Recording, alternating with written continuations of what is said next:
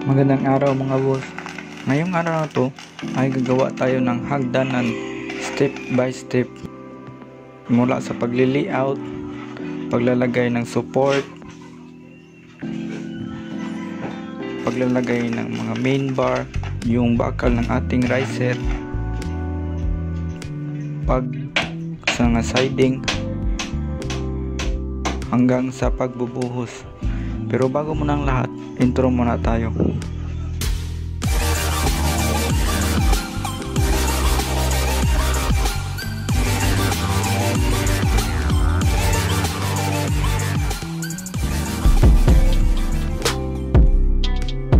So ito mga boss, bali yan, nilayout ko dito sa hollow block. Iginuhit ko dito sa hollow block yung ating hagdanan. Ito, bali yung steps natin ay 25 cm.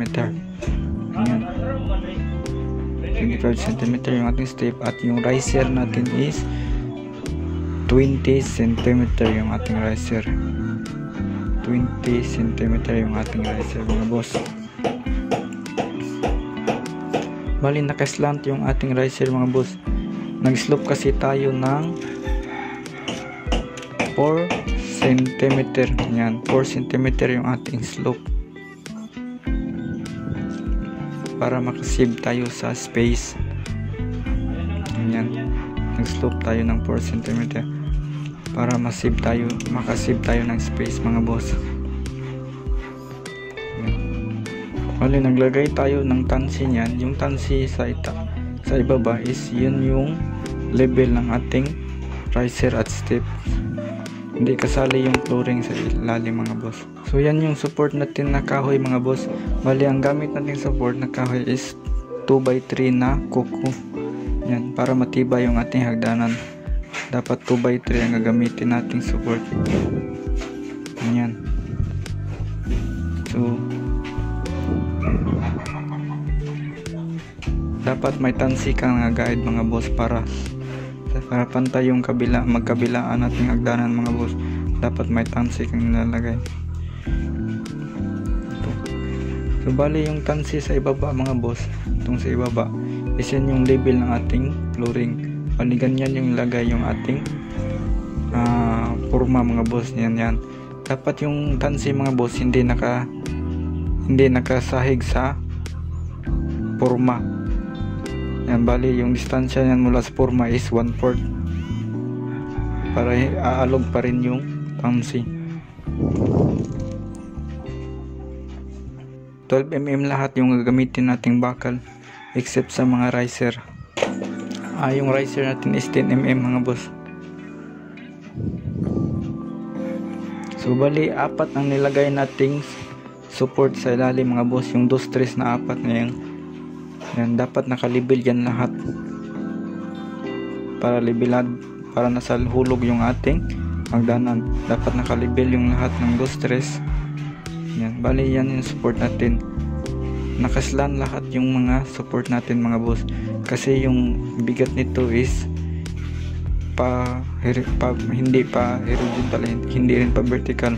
Yung bigat nito is nakaslant. Yung force nito is nakaslant.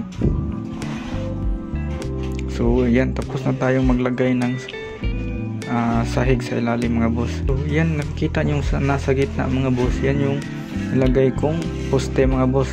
So bali level lang yan ng hollow block. Bali yan yung pile ng ating hollow block. Dyan yung pile natin, ganyan dyan. So ito, magpapile tayo ng kalahating hollow block dyan, kasi yan yung division ng ating CR. Yan, dito kalahati lang lagay natin hollow block, tapos papunta dito. Yan, bali yan yung CR natin. So bali ang gamit nating bakal mga boss is 12 mm. Yan, 12 mm to. Puputulin natin yan, yung nasa putol, yung napuputol na mga boss is ilagay natin sa yan yung silbing support natin. So yan. So mula doon sa beam mga boss, yan sa gilid sa loob ng beam, uhulugan natin yan mula dito. kung saan yan lalagay, nahuhulog. Bali yan yung lapad ng ating hagdanan. Ang lapad pala ng ating hagdanan mga boss is 1 meter. Kasi 1 meter lang yun sa itaas yung beam.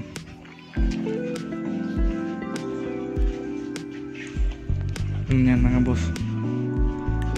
So yan. So nilagyan na natin yan ng support. Bali yung nilagay natin, yung inapakan ng tao, ay yung pinuputol natin 12mm. Yan yung nilagay natin, yung horizontal natin, yung horizontal bar. At yung riser naman natin mga boss is 12mm, 10mm lamang. Yung riser natin is 10mm lamang mga boss. Ganyan. So sa paglalagay ng riser mga boss, yung support ng riser is 10mm din yung lalagay ko. Ganyan, 10mm lang lahat. So mas magandang yung paglalagay ng riser mga boss is i-welding nyo. Kasi pag itali nyo sa alambre, may posibilidad na yung hindi matibay yung pagkagawa, bags hindi maapakan ng tao pag yung riser natin ay hindi naka-welding. Ganyan. So gagamit tayo ng level bar para ma-level yung support ng ating riser. Ganyan. Para nasa level yung ating hagdanan rin, para hindi lalagpas yung mga bakal pagbubuhos natin. Ayan. Gagamit tayo ng level bar. So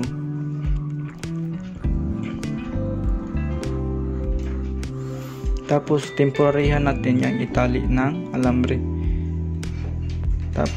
Pagkatapos natin yung itali ng alambre, i-welding natin yan mga boss.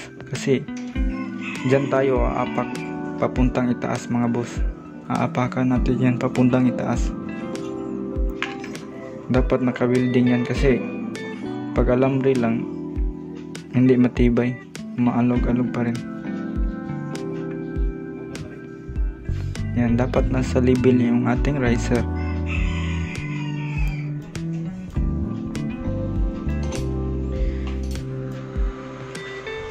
So pagkatapos nating natali ng alambre, pwede rin naman hindi talian ng alambre mga boss, i-direct nyo lang ng pag-welding. So ito nga pala yung mga boss.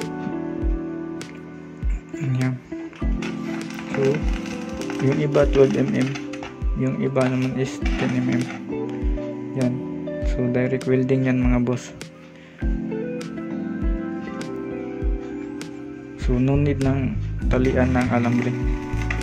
Para sa akin mga boss, mas maganda kasing i-welding kasi aapakan natin yan mamaya papuntang itaas. So ito nga pala yung poste mga boss. So lahat ng excess na bakal dapat nasa ibaba lahat yung pagbibend mo.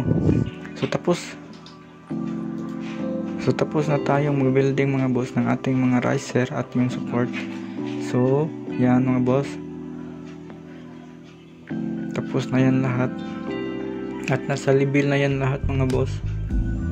So next is maglalagay tayo ng mga siding ng ating steps. Yan, bali ito na yung ginuhitan ko mga boss. So yan.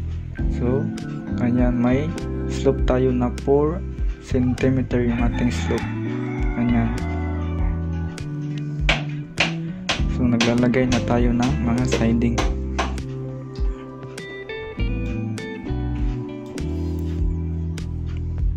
Bali din kami nahirapan mag-cutting ng siding mga boss kasi yung forma ng column namin at yung beam, yan yung ginamit namin pang siding. So yan. So bali yung nasa excess na mga bakal sa ibaba, matatabunan yan ng flooring. So yan mga boss, tapos na tayong magawa ng riser. Tapos na tayong gumawa ng siding. So yan, so ready na yan sa pagbubuhos. So Yan, siguraduhin lang matibay yung ating support sa ilalim bago nating buhusan to. So hindi ko nabidyohan nga pala mga boss. So tapos na pala nila itong nabuhusan. So mga 3 araw mga boss, tatanggalin natin yan lahat ng mga siding. Yung siding na nasa horizontal at vertical na siding. Yan.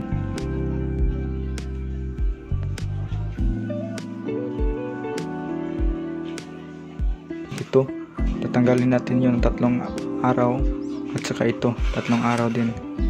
Yan. So dapat tanggalin natin yan para madaling matuyo yung ating hagdanan. Yan. So itong nasa ilalim, mga 2 to 3 weeks pa ito tatanggalin. So mas maganda 3 weeks. So hanggang dito na lang muna mga boss. Maraming salamat sa panonood. Kung nagustuhan yung video nito, please like and subscribe this channel.